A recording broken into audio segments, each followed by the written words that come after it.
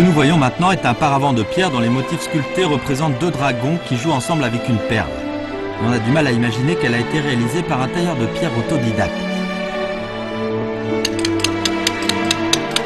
L'homme qui a sculpté ce paravent s'appelait Luo Jun et il est actuellement l'unique tailleur de pierre du vieux bourg de Licheux.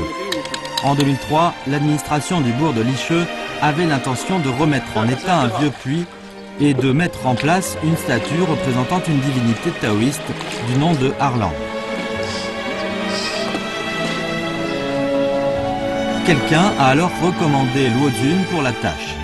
L'administration du bourg a dû le trouver pour qu'il fasse un essai sans pourtant s'attendre à ce que celui-ci accepte sans hésiter la tâche et réalise sans tarder la sculpture de la statue. Il s'agit là de l'un des faits extraordinaires dont nous sommes témoins depuis notre arrivée au vieux bourg de Licheux. Toutefois, nous nous rendons compte plus tard qu'il y a quelques 800 ans, un empire de sculpture de pierre a été bâti.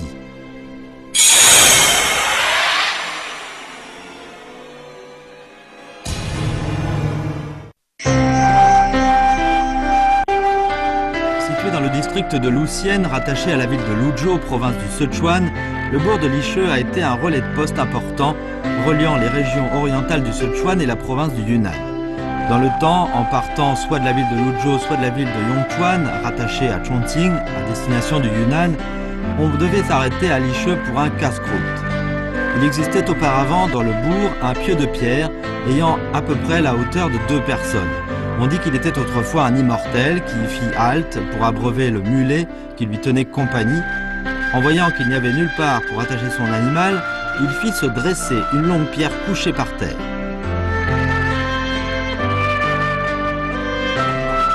Pendant les époques des Ming et des Qing, grâce à son accès facile, le bourg de Licheux est devenu un pays producteur de riz et un marché renommé dans toutes les régions méridionales du Sichuan. Chaque jour de marché, la quantité de riz livrée au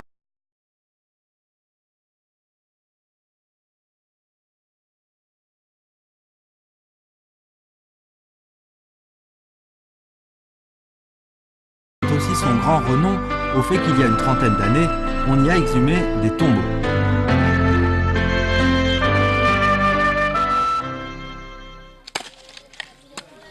Pendant les années 80, des paysans du bourg de Licheux ont découvert par hasard un tombeau datant des Song du Sud lors de la construction d'une aire pour le séchage des céréales. Bien qu'il ait été volé depuis longtemps, le tombeau gardait toujours des pierres sculptées d'une beauté exquise dans sa chambre mortuaire. Plus tard, une enquête générale sur les vestiges historiques menée dans la région a permis de constater qu'il existait en tout 16 tombeaux anciens au bourg de Licheux.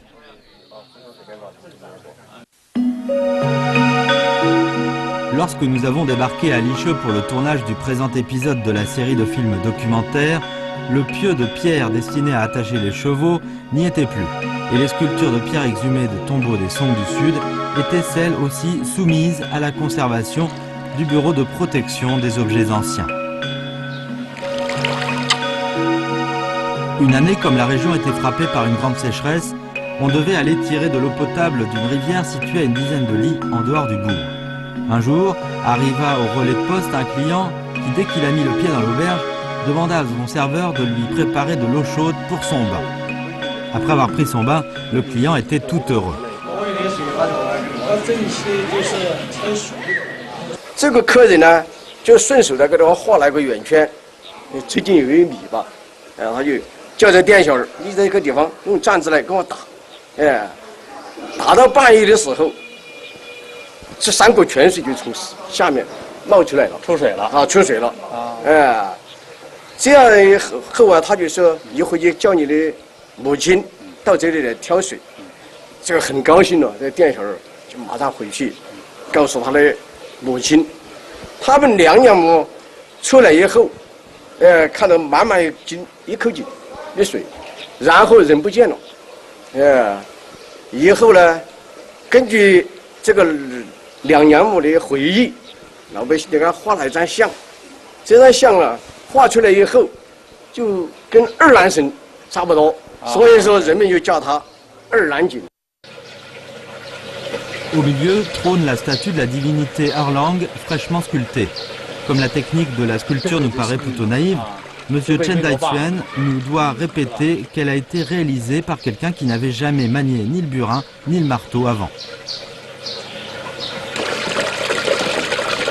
Du fait que l'eau du puits Erlang est légèrement douce, elle est propre à donner au kalir eau involucrate un goût agréable si on l'utilise pour sa cuisson. Bien que tout le monde au bourg de Licheux dispose de l'eau courante, on préfère toujours cuire ce légume frais avec de l'eau du puits Erlang. 这道是做什么？做东汉菜有东汉菜啊，您家里有东汉菜？有东汉菜，东汉菜就用这水煮吗？就用这个水来做。我们街上全部都用这个水来做东汉菜，都用这个。就不放油。我们能到您家里看看这东汉菜去吗？可以啊。 À notre demande, la femme que nous venons de rencontrer près du puits cuit du kalir E involucrate. 看一看这儿，哪个是井水煮的呀？看你上面去哪个是进水煮的，哪个是自来水煮的。啊，那我尝一下是吧？啊，你尝一下。那我尝尝。这个很柔和。这个有旋的，旋的啊，你看这个，这个很绵柔的。啊，很绵柔的。小的嘛。啊，这个就没有。啊，这个没有啊。你看，我再尝尝这个。我觉得这是井水，这个很柔和，按照你们的说法，是吧？ 对，这个就是井水，这个是自来水煮的。这是自来水煮的，那我还尝对了是吧？ Depuis la mise en place du puits, les gens étaient de plus en plus nombreux à venir s'installer au bourg de Licheux, si bien que vers les époques des Tang et des Song, il devenait un centre d'agglomération fort connu dans toute la région de Luzhou, dans le Sichuan. Selon M. Chen, le bourg de Licheux ne pourrait pas exister sans le puits Erlang.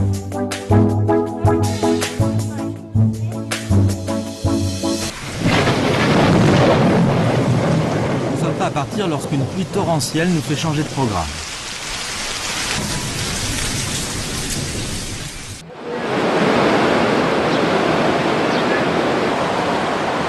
Dans la région, la saison des pluies commence généralement vers la 3e décade de mai. Après une forte pluie, des paysans locaux ont rapporté à l'administration du bourg qu'une brèche s'était ouverte dans un tombeau des Song situé à l'entrée du village de Longchao. Ayant appris la nouvelle, des responsables du bureau pour la protection des objets anciens du district se sont présentés sur les lieux.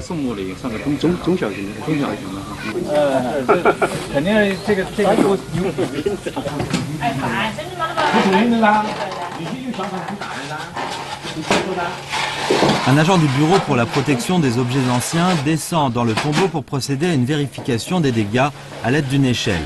Et nous descendons dans le tombeau avec lui.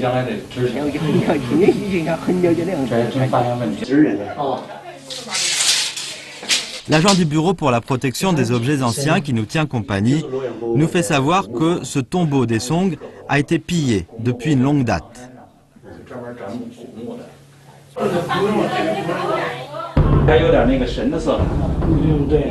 Grâce à la faible lumière d'une lampe de poche, nous avons l'impression de retrouver l'empire des Song.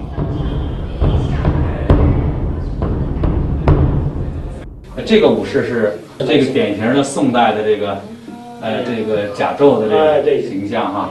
这个头盔从这个过去的小说里的连环画里的画都是这个。看那个水浒传，那个水浒那个经常描写啊，戴什么头盔，什么甲，什么披风，还有一朵红缨，这个很威武啊，这个形象是吧？对，古人都有那个视死如生的那个视死很观念，那个观念，所以说嘛，地面的建筑，我生前享受的这些建筑好的东西，我带到地下去。地下。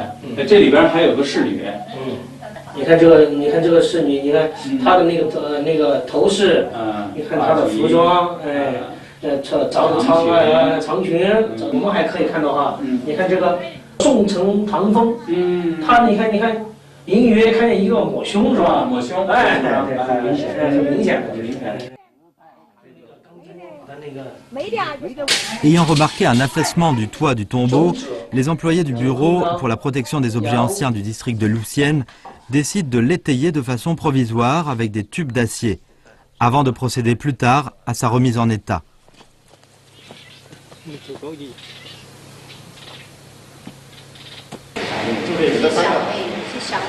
Nous avons l'occasion de faire un tour à l'entrepôt numéro 1 qui lui est attaché. Nous y trouvons plus de 500 pièces sculptées d'une grande finesse, qui ne sont en fait qu'une infime partie des sculptures sur pierre exhumées des tombeaux des Song existant dans le district de Lucienne. Monsieur Chen me fait savoir que les sculptures sur pierre des Song mises au jour au bourg de Licheux sont également conservées dans le même entrepôt. 这块无限历史镇出土的宋墓石刻啊，它呢非常有生活化，反映的是墓主人这个夫人早上起床的情况。首先你看这帷幔深深，说明他家里面是大富大贵的。第二，从他的穿着来说，你看穿着对襟长袄，非常的漂亮。然后更戏剧化的说，他早上起床提鞋跟，这个场面刻画的是非常的生活。就这种，如果是一个贵夫人啊，采取经济独立的一种提携的方法，应该是很少见。很少见，很少见。也有情趣哈。很有一番生活情趣。南宋时期啊，宋代的时期，这个应该是表现的比较真实的。真实的再现了当时他们的生活情况，那种富有休闲享受生活这种物质财富所带来的精神财富的一个体现。您看他的脸也是比较丰满，那个发饰也是啊，双髻很复杂还有宋代的人很开放，你看这个乳沟都露出来了，有点宋代的，有些像在的有些这个摩登女穿的摩登，对，低胸的这种低胸服装宋代的时候就是这样。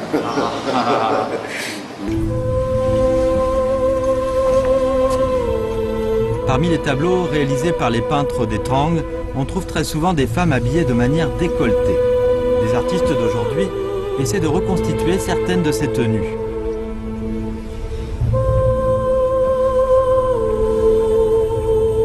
À l'époque des Song, les femmes avaient plutôt leur corsage remonté jusqu'au cou. On se demande si, à l'époque des Song du Sud, les artisans du bourg de Licheux avaient toujours l'occasion de voir autant de décolletés.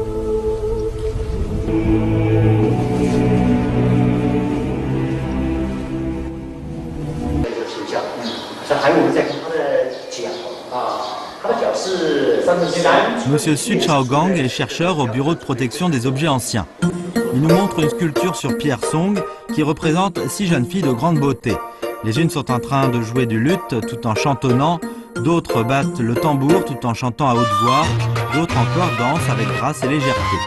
Selon Monsieur Su et certains de ses collègues, ce que la sculpture nous montre ne doit être autre que la vie des maisons closes, décrites souvent dans les contes des Song.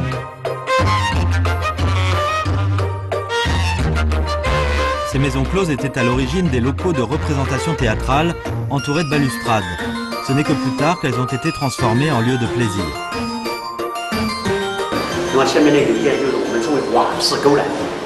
瓦式勾栏。对。那相当于近代社会的。就是相当于近代社会的那种一些娱乐场所来自于曾经出现的那种红灯区的那里面的一些演出就是当时在社会呢一些人士还是喜欢这种场所去观看看看到这种场所去看。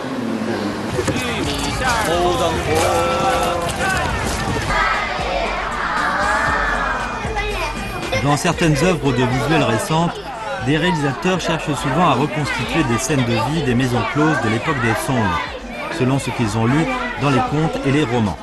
Et on a découvert parmi les sculptures sur pierre des descriptions réelles en la matière.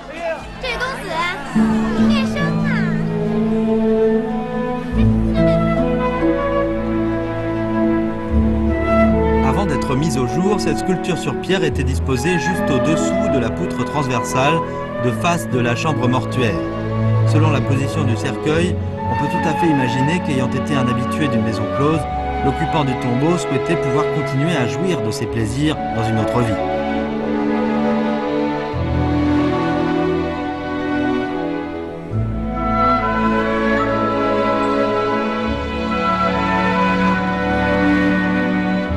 Nous découvrons l'existence d'une couche sociale favorisée. De leur vivant, ces membres étaient vêtus de brocart et de fourrure et menaient une vie de luxe, alors qu'après leur mort, ils allaient nicher dans des palais souterrains somptueux spécialement construits pour eux.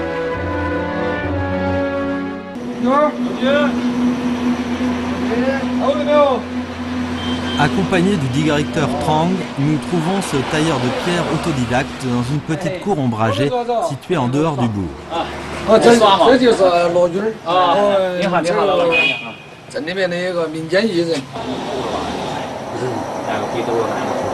Monsieur Luozun paraît quelque peu gêné devant notre caméra. Venant de dépasser la quarantaine, il a, comme la plupart des gens d'ici, issus de familles paysannes, travaillé successivement en tant qu'agriculteur et ouvrier migrant.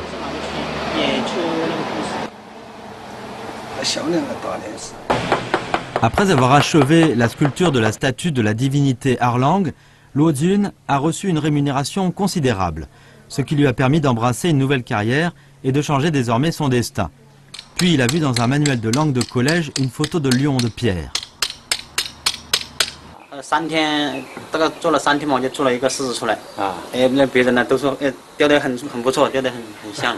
雕得很像。然后就感兴趣了，雕了两个大狮子，就这样卖出来了。一雕完别人就来买了。雕完就买到了。那狮子那个时候还卖得不便宜，1.5米的，1.5米高吧。那个时候就卖了差不多9000块钱。那要跟这样比起来，跟在田里种田和在外边打工呢，那太划算了。因为那个时候9000块钱的话，相当于11头肥猪的价钱。11头肥猪。那11头肥猪，你要一个家里养，1年能养出11头肥猪吗？那太困难了。困难哈。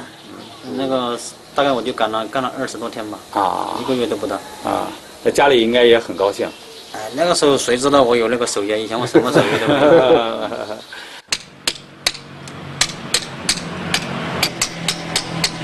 Après avoir vendu ses lions de pierre, trouvant qu'être tailleur de pierre valait largement mieux que ce qu'il gagnait en tant qu'agriculteur ou ouvrier migrant, Luozun s'est procuré des outils.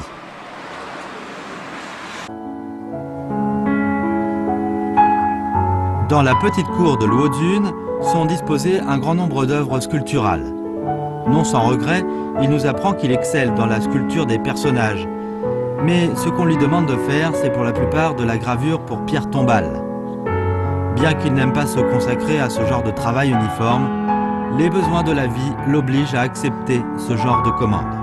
Toutefois, chaque fois qu'il a un moment, Luozun n'hésite pas à sculpter de vraies œuvres artistiques. Luozun nous fait savoir qu'en prenant exemple sur des maîtres anciens qui ont laissé leur nom à la postérité, il a gravé le sien sur la statue de la divinité Arlang. 这上面的还有我的名字在后边了，在后面去了就是以后几百年以后就能把这个一翻出来一看，还有我名字。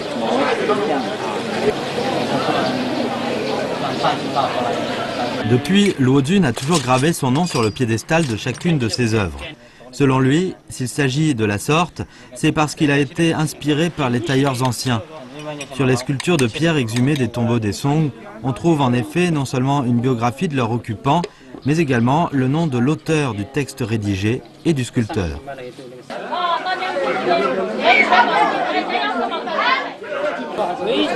C'est aujourd'hui jour de marché et quand nous nous sommes rendus dans la vieille rue du bourg de Licheux vers 6 h du matin, le marché au riz était déjà plein de monde.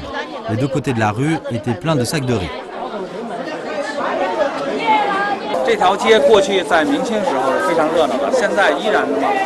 现在比起过去人稍微少一点，因为现在它交通发达了，我们比较多直接从公路上运走。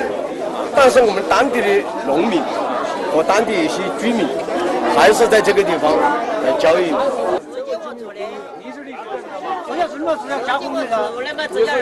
Grâce au développement du réseau routier, le temps qu'il faut pour se rendre de la ville de Luzhou à celle de Chongqing a été réduit à environ 2 heures. C'est pour cette raison que le rôle de relais de poste que jouait le bourg de Licheux disparaît progressivement.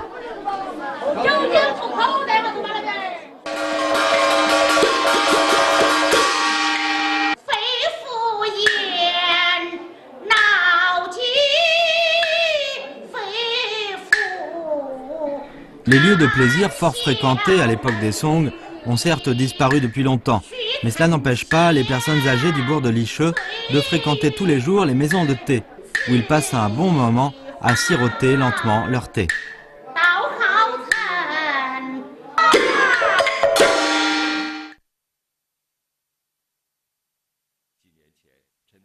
Il y a quelques années, M. Chen Daixuan a procédé à une vérification des registres généalogiques de toute la population du bourg. Ce qui lui a permis de constater que parmi ces quelques 20 000 habitants, la quasi-totalité sont des migrants au Sichuan depuis l'époque des Ming. Où sont donc partis les artisans qui avaient sculpté les pierres tombales des Song du Sud?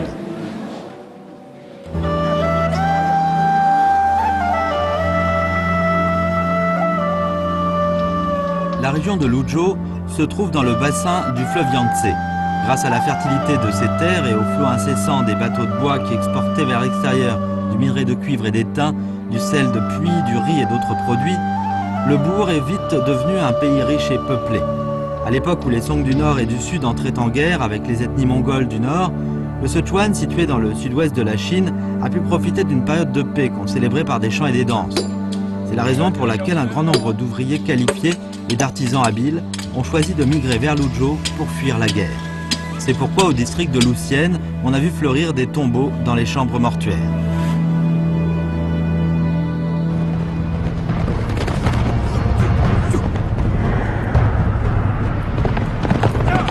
Malheureusement, les beaux jours n'ont duré qu'un temps. Avec l'alternance des régimes Song et Yuan, le feu de la guerre n'a pas tardé à gagner la province du Sichuan, qui était pourtant assez éloignée de la plaine centrale de la Chine. Les troupes mongoles et Song du Sud se sont livrées bataille.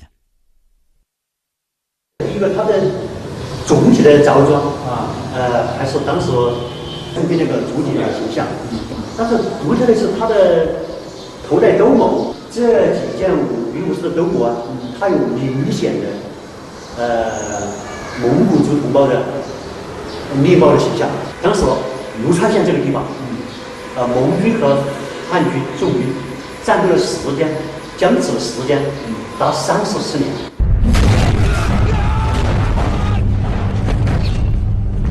On peut imaginer qu'à cette époque, les habitants du bourg de Lisheu ont dû, s'ils n'ont pas été massacrés par les troupes mongoles, fuir la région et la majeure partie des habitations du bourg ont été désertées. Ce n'est qu'au début de l'époque des Ming que des colonies issues de la plaine centrale sont venues s'installer à Luzhou en même temps que des troupes des Ming envoyées par l'empereur Zhu Yanzhang.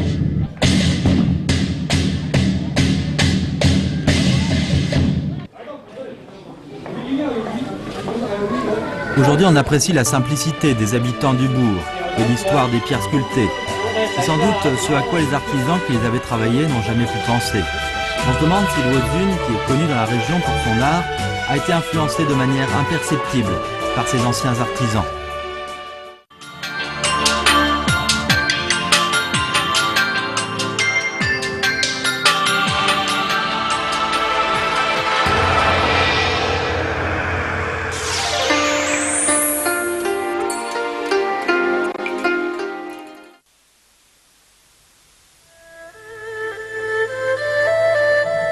Dukozong, situé dans le comté Shangri-La, préfecture autonome tibétaine de Ken, dans la province du Yunnan, réunit le plus d'habitations traditionnelles tibétaines parmi les mieux préservées du pays.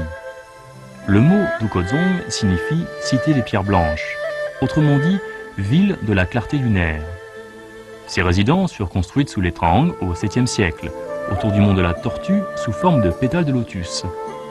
À l'époque, la cité Dukozong était le pâturage et la garnison pour l'ethnie Turpan.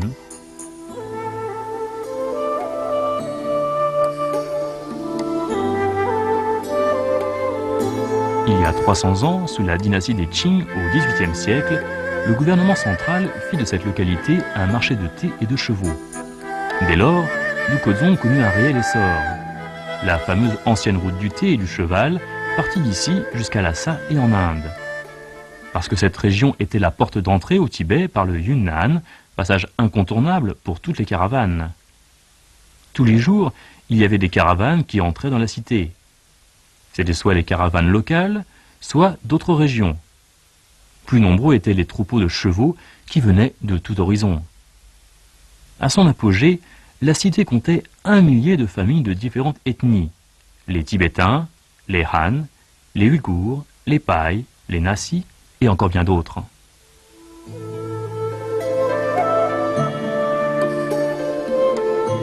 L'ancienne route du thé et du cheval servait non seulement de voie de transport, mais aussi de canal de rayonnement culturel et religieux pour la vingtaine d'ethnies le long de la route. Ces échanges culturels, de personnel et de biens, à l'époque, permirent à Dokgodzong de se doter de ces constructions mariant les originalités architecturales de différentes ethnies.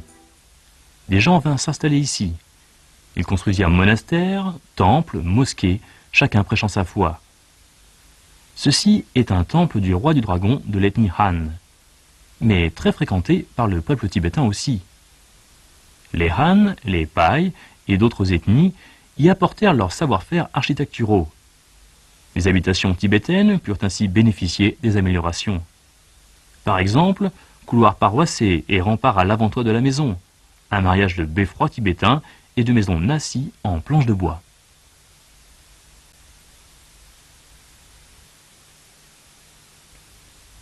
La salle Jengong dans le centre-ville est un édifice de style Han et tibétain.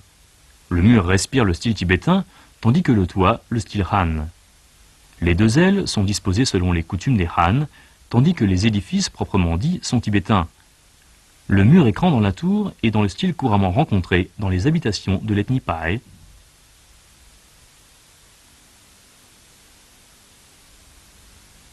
La maison du septuagénaire Apu, construite il y a 370 ans, est un bâtiment à étages de style tibétain, bien préservé.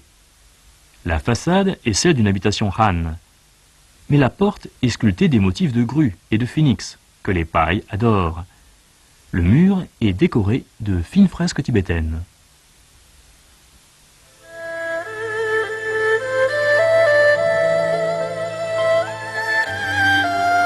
De nos jours, Dokgodzong n'est pas à l'écart du temps non plus. Plusieurs bars et auberges ont fait leur apparition discrètement dans la cité.